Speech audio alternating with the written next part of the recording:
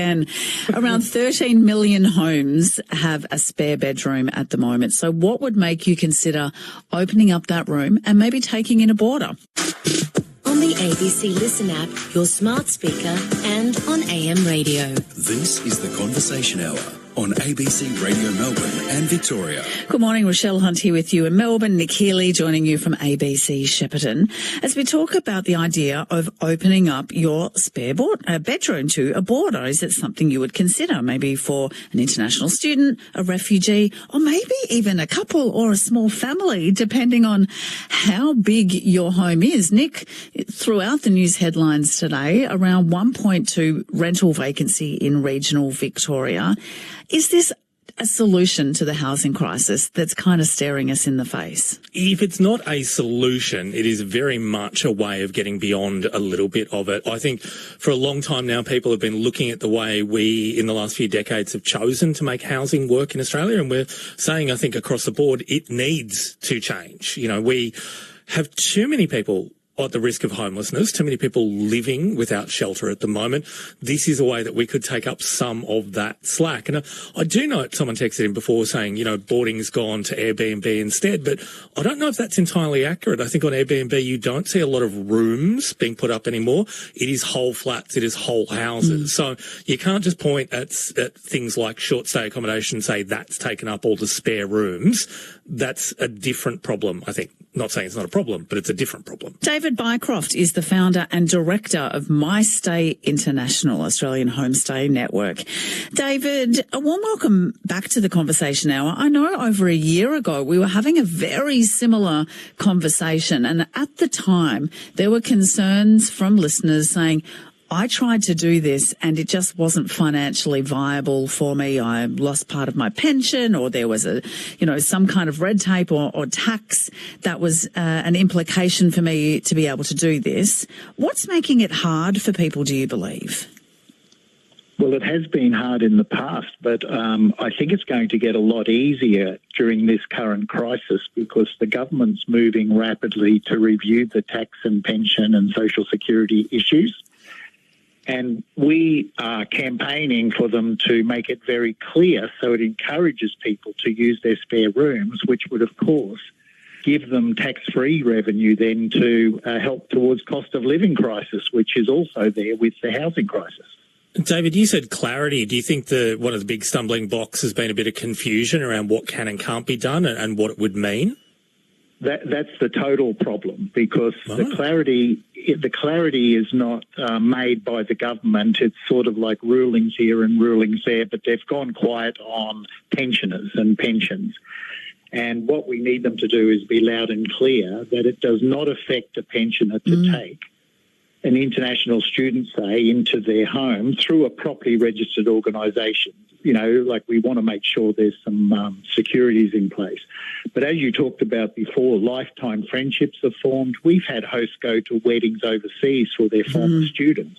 And it is a fabulous thing. It just has to be government has to stay out of it and just let it occur. How possible? I mean, how likely is that?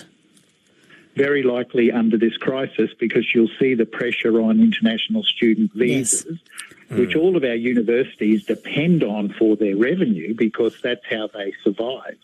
But in the past... the government's between a rock and a hard place. Yeah. In the past, I mean, lots of people are talking back, you know, saying, oh, look, it was quite common to have an international student, for example, stay with us. But I think in the process and over the decades, developers and private firms have seen a huge amount of money to be made from very small, subpar international student accommodation. And that's kind of seen by a lot of people as where international students should live, maybe even by the students and their families themselves. So is that a part of the problem, is that we don't think of the idea of an international student being welcomed into a home and by a family or an individual now, we think of them as staying in these tiny, small little bedsit apartments in the city? Yeah, the regulations are getting much stronger and the purpose-built accommodation is getting a lot better, but there's just not enough of it. That's, you know, it accounts for 10% of the demand. So the only solution for international student growth or maintenance in Australia is properly managed hosted accommodation. And the government has to make a decision on the clarity around tax and pensions. David, a few people in the text line, I'm not going to get anyone in trouble here, but a few people have talked about having people boarding, including some international students, paying cash off the books. I mean, it feels like in many ways what you said about the confusion, the stumbling block, people are trying to get away from, I guess, doing it via the government's regulations and are doing it anyway. Yeah, so the reason they've introduced standards through government-endorsed standards for homestay or hosted accommodation providers is because when there's a cash transaction and a vulnerable consumer is involved, meaning either someone who desperately needs a house or an international student, there are always issues. So what we're trying to do is make sure the payment is clear of any problem so that it can be officially run and properly insured and there's proper standards in place for that relationship. Multiple texts saying, I think it's a question of safety and security. I wouldn't trust anyone these days. Are we less trustworthy, the idea of opening up your home? Is that something that we did decades ago and now we're too afraid? Well, there might be a little bit of that, but what I can tell you just based on our statistics is we have the highest number of host applications ever per month now in our last 16-year history. And that's because more and more people, I think, are having trouble with their own cost of living and needing tax-free revenue in their house to help pay electricity bills, for instance. Which is why I'm surprised we haven't seen, I think, more push on this to begin with, because it feels like not only can it help people find accommodation, but it could be a very valuable source of helping out with families who are feeling that pressure. Yes, and that's why it's a complete solution. It helps cost of living. It helps the retirees and the pensioners because they're the ones hurting, a little bit as well in the current environment. And most of them have spare rooms, which is great. And they don't need the rooms they usually only need the rooms at Christmas when the student probably doesn't need it. So it all works nicely. I mean, the government's in a good position here to maximise the use of hosted accommodation. I just wonder, whether there's a marketing campaign, an advertising campaign that's needed, because people may not even think about this as an option, David. And we have a lot of empty nesters. We have a loneliness epidemic, not only a housing crisis and then a cost of living crisis when you sort of join all of these dots. Is there a marketing campaign that's needed, do you think?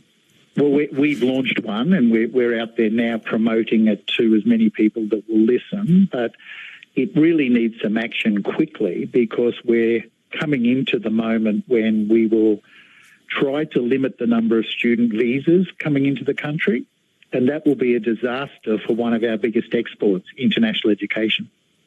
David, we keep hearing this term 13 million spare rooms across the country. Is that accurate?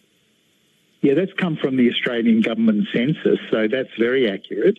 And any time I mention that to anyone, they all say, I've got two, or I've got one, I've got three. There's people out there that I talk to every day. So the spare rooms are definitely out there. Oh, well, that's right. I mean, our homes have got bigger. The days of having 3 kids in one bedroom, a couple of bunk beds. Do they even make bunk beds anymore?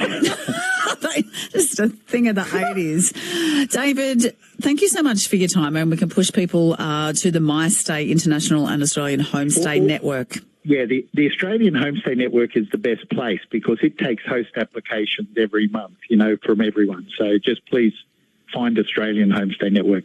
David, thanks for your time. David Bycroft there is the founder and director of MyStay International.